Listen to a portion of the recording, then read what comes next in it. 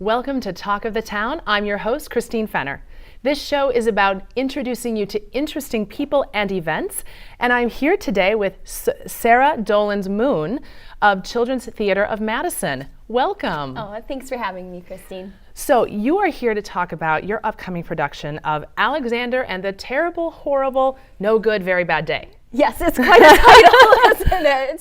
So this is a performance, the first performance of its kind in the Madison area. Why is this event so important to Madison and to your organization? Well, having this autism-friendly performance is very exciting because one of our missions at CTM is to inspire young people and their communities. And so we're trying to pull in all of our communities, and that includes some of our families who have children with autism. And so by having this sensory-friendly performance, we're doing that. So how is a sensory-friendly performance differ from other theater performances we know? Sure. Well, on the production side, how it's different is we make certain accommodations on stage. So, for example, some of the sound is turned down as far as the music goes, so that it's not overwhelming for some of our audience members. And the lights are modified as well. If something loud is coming, we will warn the audience by holding up glow sticks and letting them know what's coming so that they have an expectation that they're safe and comfortable in the theater. So tell us about the musical, Alexander and the Terrible, Horrible, No Good, Very Bad Day. I love saying that. Well, the story of Alexander, it's based on the very classic book by Judith Forst, and it goes along a day with Alexander and all the things he experiences. So he wakes up and he already knows it's going to be one of those days, and nothing goes right. And so you're going along with Alexander as he's trying to make his way through that very, very terrible, horrible, no good, very bad day. So what are you hoping audience members will gain from attending this performance? Sure. Well, I hope that our audience members who attend this will feel like they're in a safe place and somewhere where they're just comfortable to be themselves, which means they can be a little noisy in the theater if they need to be, or if the performance is becoming too overwhelming, that they can step away and have a moment. We just want everyone to experience the magic and wonder of theater. So where can families go to learn more about this sensory-friendly performance? Sure. This is a partnership with the Autism Society of South Central Wisconsin, and that's also the place where you can reserve your seats for this performance. So you go to autismsouthcentral.org, or you can go to our website, ctmtheater.org, and learn details as well. So you talk about this being great for those with autism, but is it also something that's open to anyone? It's certainly. The performance coming up on March 7th at 7 p.m. is our autism-friendly performance, but certainly we have an entire run of Alexander that's coming up. Starting March 8th is opening night, and so from then out anyone in the community can attend. So will you continue to offer these types of events in the future? We have very high hopes. We're very excited. We hope to continue to offer these sensory-friendly performances. We hope in the future to offer classes and welcome those with autism into our theater community. Fantastic. So anything else you want to tell us about Children's Theater of Madison that would help our audience get to know you a little bit better? Sure. We offer a studio school all year long. We have classes for students starting at K4 going all the way through high school, and we have Saturday classes. We have our summer stage program, which is where students come in and they sort of invade the Overture Center, and they have theater classes all summer long and perform in shows and things like that. Awesome. Mm-hmm. And so again, can you talk a little bit more about your classes and what you offer? Oh, sure. Our theater classes, we offer creative drama for younger students, musical theater. We also offer improvisation classes as well for our young students. Fantastic. So with these classes then, how do they learn more about it? Oh, sure. They can visit our website, ctmtheater.org, and they can also sign up for classes on the website as well. Great. Well, thank you so much for coming in and talking to us about this amazing program. And we'll be back right after these messages.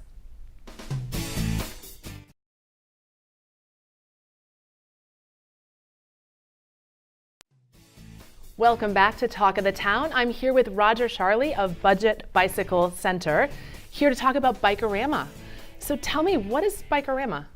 Well, it's one of the demarcations of spring. You know, there's a big bicycle show. All the bicycle companies get together and bring all their bicycles, and different bike shops from Madison come together. So tell me, when is this event happening? This weekend, March 7th, 8th, and 9th, Friday, Saturday, Sunday. Located where? At the Alliant Energy Center. It's in the arena building, so there's a canoe show going on at the same time, and we're in that whole complex there. So who would be the perfect person or group of people to attend this? Oh, anybody who's interested in, you know, spring coming and wanting to get fit and ride bicycles. There's, you know, every single bike imaginable is out here at the show. I was just going to ask you that. What will we find at Bikerama? Will we find all different types of bikes? We'll find accessories? Yes, accessories, I think bicycle tubes are half off, but it's about showing all the new bicycles, and you can purchase them and you can test ride them. They're all out there. And when we were talking over the break, you had mentioned something about a stunt show? Right, yeah, Jeff Lenoski, he's a really good trials rider, world-renowned. He's won a lot of awards, and he does 3 shows per day. They're all free. They're about 40-minute long shows. So how long or how many times throughout the day will this be happening? 3 times. Three the times that he does is on our website, bikerama.com. So. Got it. Okay. So how big of a conference or how big of an event is this? Well, it's going to be it is the biggest one in the world in terms of variety of bicycles. There's other shows in the Midwest, one in Indiana and Milwaukee, but this brings together the widest variety of bicycles, and it's just a reflection of southern Wisconsin and all the interest in cycling. So for someone who's new and wants to get into cycling, can you tell them what kind of bikes you're going to have there and what you'd maybe recommend to someone who's maybe just getting in and experiencing it for the first time? Sure. Well, there's going to be kids' bicycles, so that'd be the ultimate beginner. Those are all there, but bicycles starting a little under $300, and it's a good quality aluminum bicycle. There's mountain bicycles, commuter bicycles, racing bikes, these big fat tired off-road bikes, every kind you can imagine. So I know with car shows you tend to see vintage cars. Will we see any vintage bikes? That's something that we're looking forward to doing in the future when we have more space, display old bikes. But right now this is all about new bikes. So how did you get Bikerama started, or how did this all begin? Good question. It was a local Schwinn dealer. They started it in 1993, and then they went bankrupt, not because of the show, but we took it over at that point in 1999. So it's the 21st year now, Bikerama. Well, what's your favorite Bikerama experience? Oh, gosh, so many. Just seeing families, enjoying test riding and getting one of their siblings or more is getting a bicycle. So do people ever donate bikes, or are there other ways to contribute? We do a Red Bike program and a Bicycle for Africa program, and Wheels for Winners is a group here in Madison that fixes bikes for kids. So there's various outlets for bicycles, depending on what type of bike it is. But yeah, at our local stores, Machine Row Bicycles or Budget Bicycle Center, we will take in bicycles. So once the snow finally melts, what is your favorite trail that you're going to hit as soon as you can get out there? Oh, well, Capital City Trail, of course, comes to mind, Military Ridge Trail, and all these new bike paths they're building, the bridge over the Beltline. There's a lot of exciting things going along for bike paths. Great. And what about, are you going to be doing any other events throughout the year besides Bikerama that's related to your bicycles or events related to that? Sure. Well, this is certainly the biggest show and gathering of all the bicycle community in one place, I would say. But there's things like red bike painting and red bikes being launched in the spring when the weather's a little warmer, usually in April.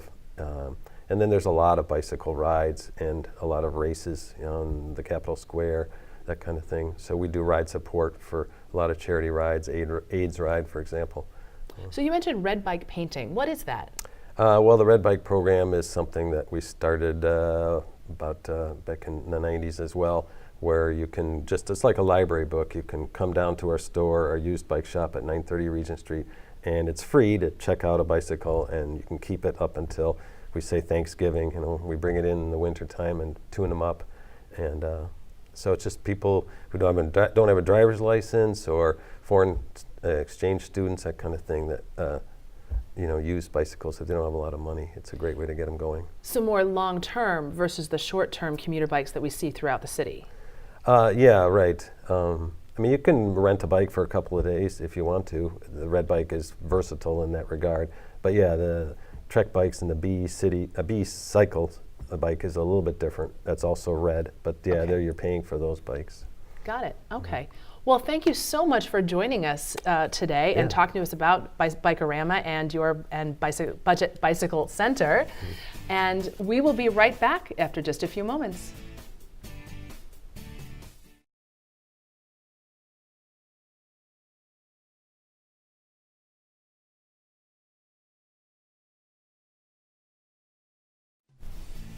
Welcome back to Talk of the Town, where we have been talking to some fascinating guests.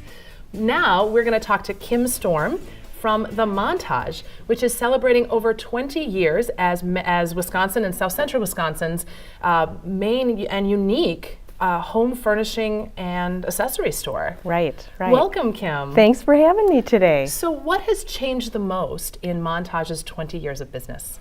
I think primarily what has changed the most is the way people spend their discretionary income. We have, compared to 20 years ago, we have so much more than we used to, like cell phones, cell phone plans, all the electronic devices for your home, Nooks, iPads. So that competition is what we're up against, getting that discretionary dollar. Another thing that's really different in the 20 years ago in the furniture business is the way people buy furniture. They used to be collectors. No longer are they collectors. I mean, we used to actually sell merchandise that housed their collections. No longer. That's kind of a thing of the past. Also, I think people buy furniture differently now. They used to buy matched furniture. Like, for instance, they'd buy matching love seat and sofa and maybe a coordinating chair, and all the occasional tables would be matching. It's more of an eclectic look now, so they're not really going with the matched look. So what are some of the current trends in the furniture business beyond the a more eclectic look? Well, a real big trend right now is the industrial look. So you'll see influences of rustic wood, mixed metals, glass, concrete. Anything that you might see in a workroom or a warehouse is kind of filtering into your home accessories. That's a real big look. I just spoke to one of our manufacturer reps last week, and he told me that velvet is going to be making a big comeback in upholstered items.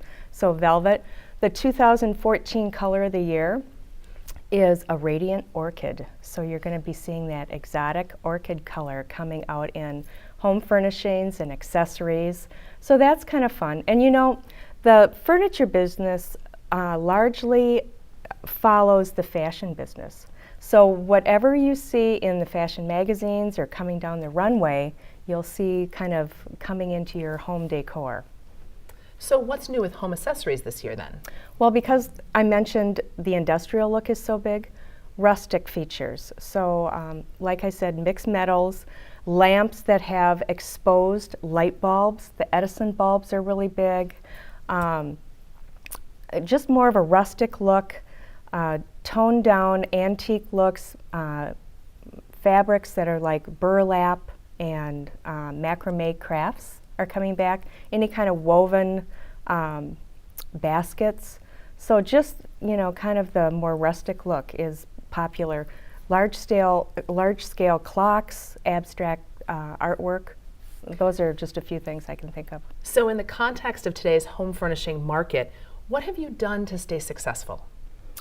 I think what the Montage has done that really works for them is change. You know, when you're in a retail business, you have to constantly be changing. And because they sell off the floor, their merchandise is always changing, the displays are always changing. So it's just a really fun, inspiring place to come in and get ideas. Plus, I think most importantly is customer service. They are really, key on customer service. We get the majority of our customers coming back to us. I just had a customer come in last week and said they bought their furniture 18 years ago. They're back to see us again for a second round. And then word of mouth. So customer service is very, very critical in success. So when people walk into your store, what are they most likely to ask about? Oh, what smells so good?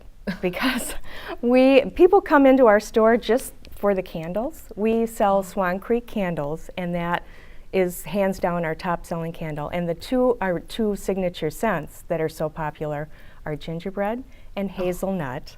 And that makes your home smell so good, like you're baking, and homey. So I think that's probably why those are so popular. Another popular thing right now with candles are the battery timed candles. They have a little flickering light, and they look so realistic. So that's pretty popular too. So tell me about one item at the Montage that you sell that people might not expect to find at a home furnishing store. Well, that would probably be jewelry. We are constantly expanding and changing, and we just recently added a women's boutique. And in that women's boutique, we sell clothing, shoes, scarves, purses, and jewelry. And I wore part of the jewelry collection today. It's called Mariana. It's handmade in Israel by Mariana. And the owners, when they were on vacation in New Zealand, brought it back. So we're one of the only places that have it in town. So it's really kind of unique. Every piece is handmade. She uses antique beads, Swarovski crystals, and cut gemstones, and lifetime guarantee. So that's probably the biggest thing that you wouldn't expect to come in to a furniture store and walk out with. Well, thank you so much for joining us today. Oh, it was and fun. learning My about pleasure. Your store. Thank you. Come out and see us. I definitely will. Yeah. Well, we'll be right back with Talk of the Town. That was so cool.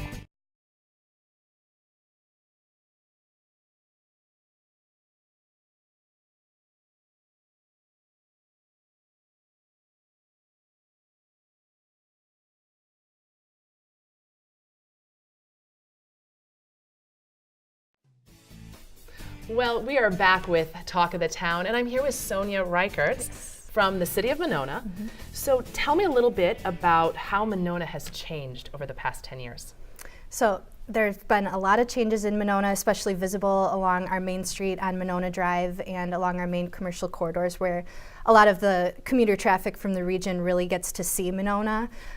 So a lot of visible changes. We just finished up our 5-year reconstruction project of Monona Drive, and so if you haven't been to Monona in the last 10 years, or even 3 or 5 years, it might be unrecognizable, the kinds of changes that have occurred. So the road improvements, completely redone the road, added bike lanes, a bunch of streetscaping elements, including decorative concrete, enhanced pedestrian crosswalks, improved landscaping, decorative lighting, banners, things that sort of set the stage for people coming into Monona and their first impressions, and hopefully improving the spaces for private development in the businesses and people that come and visit and shop on Monona Drive. So tell me a little bit about your role as a city planner. Sure. So in my role as city planner, I'm usually the kind of mediator person that works between the city and new businesses, local existing businesses, prospective developers, anyone that's coming to the city to look to do new development or change the appearance of their building, anything physical construction-wise. It sort of comes through me for zoning permit review, site plan review process, and the planning and design process. So that is a lot of what I do on a day-to-day business or day-to-day basis, is work with those individuals. And a second part of my role as city planner is to also coordinate and facilitate the city's long-range plans and work with the city and the public to get goals and data into these long-range plans and kind of spell out what we might want to do over the next 5, 10, 20 years. So one example of that is the city's comprehensive plan, and that was last done in 2004. It's one of the projects that we're working on the internal side right now, is updating that, and it's a long-range planning document 20 years out into the future. So a lot of information that we're looking at in there. And got it. Yeah. Now you mentioned that you're working on economic development and expanding. Is there room to expand physically? Good question. Monona is actually landlocked, completely surrounded by the city of Madison, and we don't have the ability to grow out and annex land. We don't do cornfield or greenfield development like a lot of other cities do. So all of the growth that happens in Monona is through infill and redevelopment. So there are the added obstacles for developers coming in, like tearing down a building that might have asbestos issues, or putting parcels together so that they're more attractive or functional for site redevelopment and those types of things. So there are added costs, but it's also an opportunity for the city to improve existing neighborhoods and work within the context and sort of get to a neighborhood that really functions well on a lot of different levels. So Madison has State Street. Yes. Middleton has Greenway Station. What does Monona have? It's another great question, and something that I think has been the focus of a lot of our long-range planning documents that I talked about and a lot of our redevelopment efforts recently. So Monona doesn't have your typical downtown Main Street, a center where people can gather and sort of get out of their cars and walk around. So the first step towards getting to that sort of place was this huge project that we just completed on Monona Drive. So the addition of all those aesthetic improvements and the pedestrian improvements and things, really, we hope to help set the stage for future development where that type of town center idea can sort of occur.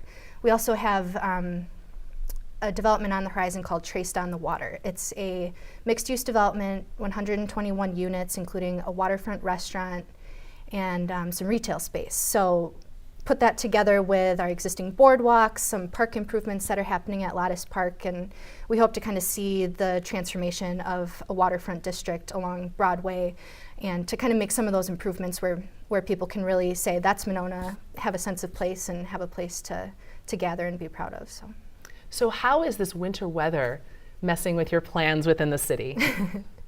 It's I've heard the housing market is a little slow. People not going out and seeing homes is a lot, and it might be the same sort of situation for development. It's hard to get into the ground when there's a million feet of frost down below, and kind of seeing the bigger picture and seeing what good things could happen. So I don't think it's really stalled Monona too much. We've had a lot of interest with the projects that have been going on, and we hope to kind of see what future interest there is in the area. So. Well, thank you so much for joining us. My name is Christine Fenner, your host for today's episode. We hope that you join us next week, and have a great week.